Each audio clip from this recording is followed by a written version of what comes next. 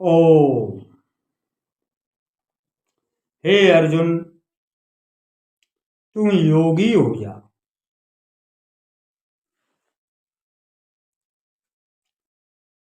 एक शब्द के कई अर्थ होते, एक बात के कई अर्थ होते। यदि कोई ज्ञानी ऐसा मानता है कि इस शब्द का या इस बात का यही एक अर्थ है, कोई दूसरा अर्थ है ही नहीं, तो वह ज्ञानी नहीं है।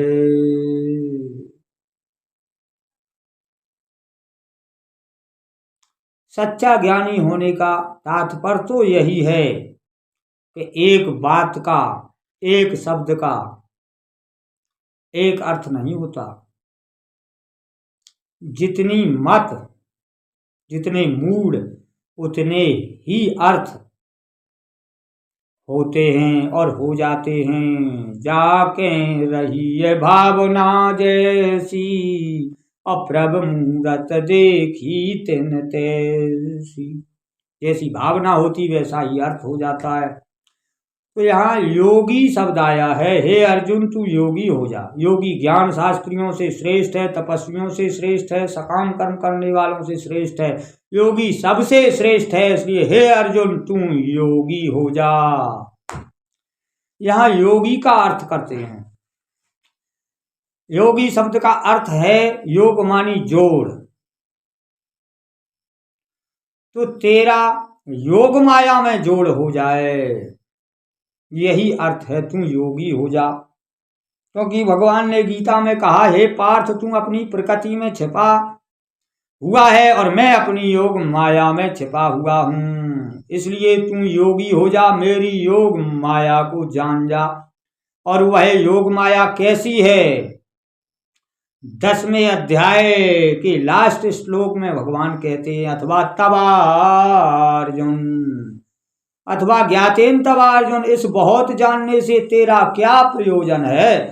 तू मात्र इतना जान कि मैं अपनी योग माया के एक अंश से इस संपूर्ण विश्व को धारण किए हुए हूं और अपनी योग माया में ही स्थित हूं। ऐसी है मेरी योग माया, ऐसी है वह योग शक्ति, ऐसी है भगवान की वह शक्ति जिसके एक अंश मात्र से यह त्रिलोकी बनी हुई है और उसी योग माया में मैं निवास करता हूं। इसलिए हे अर्जुन, तू उस योग माया को जान जा, तू योगी हो जा, तू मेरी योग माया में आ जा।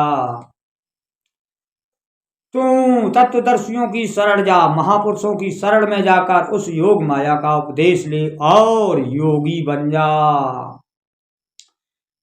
कहते हैं, हो सतगुरु का ज्ञान, सतगुरु का ज्ञान प्राप्त हो जाए। हो सतगुरु का ज्ञान धरे नित्य ध्यान, सदा शक्ति को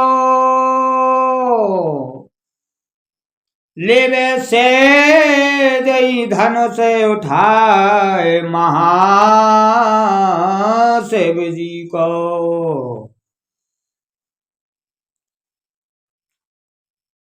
बजे जको 3 लोक डंका, रहे न मन काहू की शंका।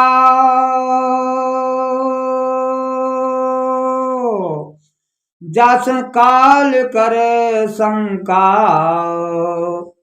क्यों करता मूर्ख विवाद, फूल बरसा में त्रिपुरारी।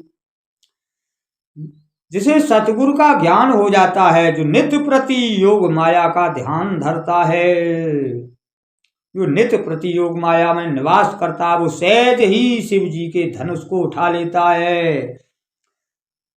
जिससे काल भी शंका करता है, जिसका त्रिलोकी में डंका बजता है, जिसके अंदर किसी की शंका नहीं रहती, ये मूर्ख क्यों विवाद कर रहा है? स्वयं त्रिपुरारी इस पर फूलों की वर्षा करते हैं। ऐसी है वह योग माया, ऐसी है वह योग शक्ति। इसलिए भगवान ने अर्जुन से कहा, तू योगी हो जा, तू उस योग माया को जान ले। फिर भगवान ने 11वें अध्याय में कहा था, हे पार्थ, अब तू मेरी योग माया को देख। योग माया ही बैराट है। अब तू मेरी योग शक्ति को देख, जिसमें समस्त ब्रह्मांड, समस्त विश्व गुथा हुआ है, वो मेरी योग माया है। तो जो योग माया में निवास करता वही योगी है। जो योग माया को जानता है वही योगी राज है। और जो योग माया में ही था, योग माया में ही है, योग माया में ही रहेगा, वह योगेश्वर है। जो कभी योग माया में, कभी प्रकृत में चला जाता है, वो फिर योग माया में आकर योगी हो जाता है। पर जो कभी प्रकृत में नहीं जाता, वही योगेश्वर है। उसी को गोविंद कहते हैं, वासुदेव कहते हैं, श्री कृष्ण कहते हैं। तो यहाँ योग माया का अर्थ है कि जो योग शक्ति को जान जाए वही योगी है। यहाँ योगी का अर्थ है कि जो योग माया को जान जाए वही योगी है। तो योगी सबसे श्रेष्ठ है, क्योंकि जो योग माया को नहीं जानता वह योगी नहीं हो सकता। और जो योगी नहीं है वह श्रेष्ठ नहीं है, क्योंकि योगेश्वर ने स्पष्ट कहा है कि योगी ज्ञान शास्त्रियों से श्रेष्ठ है, तपस्वियों से श्रेष्ठ है, सकाम कर्म करने वालों से श्रेष्ठ है, यज्ञकर्ताओं से श्रेष्ठ है। योगी सबसे श्रेष्ठ है। हे अर्जुन, तुम योगी भवा, तुम योगी हो जा। ऐसी योग माया की शरण जाइए। ऐसे योग माया की उपासना करने वाले महापुरुष की शरण जाइए। और एक ध्यान दीजिए, गुरु उसी को बनावें जिसके समीप बैठ सकें, जिसके पास जा सकें, जिसे पास बुला सकें। ऐसा गुरु मत करिए जो 1000 कोस बैठकर मंत्र दे दे, जिससे न तुम मिल सको न जो तुम्हें मिल सके। ऐसे गुरु बनाने से कोई प्राप्ति नहीं होगी, क्योंकि गुरु में बसी हुई शुद्धि तभी अपने शरीर में आ सकती जब गुरु के पास जाया जा सके, जब गुरु अपने पास आ सके। जब सत्संग करते टाइम यह भान ना हो कि गुरु ऊंचे हैं, मैं नीचा हूं, मैं ऊंचा हूं, गुरु नीचे हैं, समवृत्ति सी प्रतीत होने लगे और समान आसन पर विराजमान हो सकें, ऐसे ही गुरु की शरण में जाइए। वो गुरु किसी भी वर्ण का, किसी भी मजहब का हो, क्योंकि भगवान के लिए कोई पंथ नहीं है, एक ही पंथ है, हरि भक्ति, हरि भक्ति। बोलिए गोविंद भगवान की जय। जय जय श्री राधे श्याम श्यामा श्याम।